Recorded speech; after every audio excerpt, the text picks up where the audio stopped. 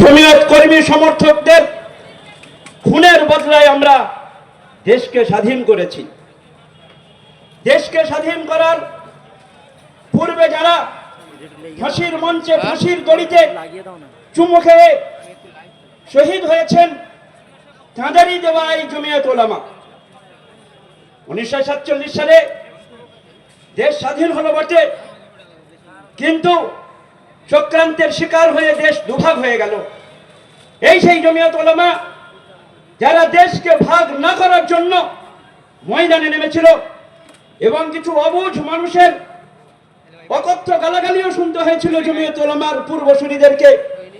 তাদের টুপি, তাদের পাগড়ি পায়ে দলিত করেছিল কিছু অবুঝ মানুষ, কিন্তু দেশ ভাগ হয়েছে, জমিয়ত উলামা তার বিরোধিতা করেছে।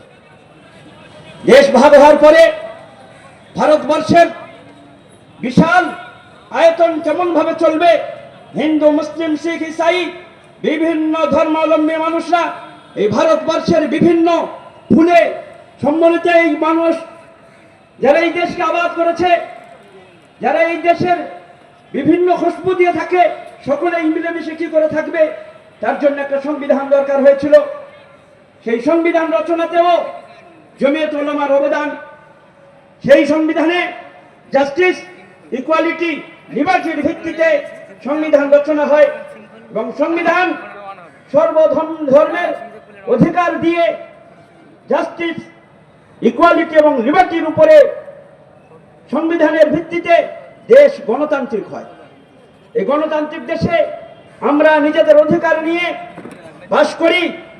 সম্প্রীতি, ঐক্য এবং ভালোবাসার ভিত্তিতে আমরা এখানে একে অপরের মধ্যে মিলন মৈত্রীর সঙ্গে বসবাস করি।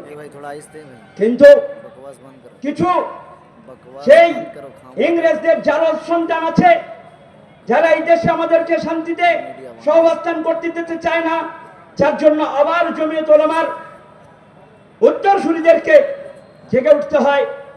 সেই জমিয়ত উলামার উত্তরসূরিদের মধ্যে যারা এই বাংলাকে আবাদ করেছেন, যারা এই বাংলার বিভিন্ন সরকারের বিভিন্ন কালা কানুনকে বাতিল করার জন্য নন্দীগ্রাম থেকে সিঙ্গুর পর্যন্ত মাথায় কাফন বেঁধে দৌড়েছেন, যারা রাস্তায় রাস্তায় অ্যারেস্ট হয়েছেন, যাদের বিরুদ্ধে ওয়ারেন্ট হয়েছে, আমরা তাদেরই ছায়াতলে, তাদেরই পতাকা তলে আজকে জমিয়ত উলামার এই রাজপথে একত্রিত হয়েছে।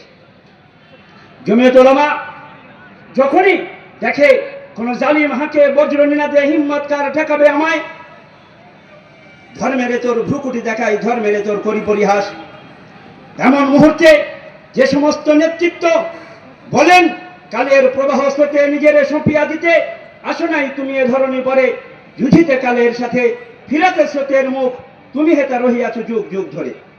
আমরা সেই জমিয়ত উলামার পতাকা তলে আজকে একত্রিত হয়েছি। আজকের যে বিলগুলোর উপরে, যে রেজুলেশনের উপরে আমরা আজকের সভায় উপস্থিত হয়েছি, তাতে এই 2024-এর ওয়াকফ সংশোধনী বিল, তাতে আছে আমাদের পবিত্র জেরুজালেম এবং ফিলিস্তিন সম্পর্কে, ফিলিস্তিনের স্বাধীন রাষ্ট্র এবং জেরুজালেমকে তার রাজধানী করার দাবি এবং নবী করিম সাল্লাল্লাহু আলাইহি ওয়াসাল্লামের সম্পর্কে কুরুচিকর মন্তব্যের বিরুদ্ধে আজকে এই প্রতিবাদ সভা। এটা আমাদের ধর্মীয় ব্যাপার। ধর্মের ভিত্তিতে আমরা 25 থেকে 28 নম্বর ধারাতে আমাদের অধিকার দেওয়া হয়েছে। কোন মূর্খ কোথা থেকে কি পড়াশোনা করে এসে বলে বেড়ায় মন্ত্রিত্বের পদে বসে যে আমরা সংবিধানের মধ্যে ওয়াকফের কোন অধিকার বাবা আম্বেদকর লিখে রেখে যাননি। মূর্খতা থাকলে জানবে কি করে? আজকে তাই আমরা রাজপথে একত্রিত হয়েছি। এইরকম এক কঠিন মুহূর্তে জমিয়ত উলামা সবসময় রাস্তা দেখিয়েছে, দিশা দেখিয়েছে। এইরকম পরিস্থিতিতে যিনি আমাদেরকে দীর্ঘ 40 বছর ধরে মৌলানা আসাদ মাদানী রহমতুল্লাহ আলাইহির তরবিয়তে, মৌলানা তাহির সাহেব রহমতুল্লাহ আলাইহির তরবিয়তে, যিনি 40 বছর ধরে জমিয়ত উলামার নেতৃত্বে আমাদের বাংলার মানুষকে, শুধু বাংলার মুসলমান নয় বাংলার জনগণকে যিনি দিশা দেখিয়েছেন, এই রকম এক ব্যক্তিত্বের নাম আমি আজকের এই সভা পরিচালনার জন্য সভাপতিত্বের নাম ঘোষণা করতে চাই। আপনারা নিশ্চয়ই বুঝতে পারছেন, সূর্যের জন্য পরিচয় করানোর প্রয়োজন হয় না।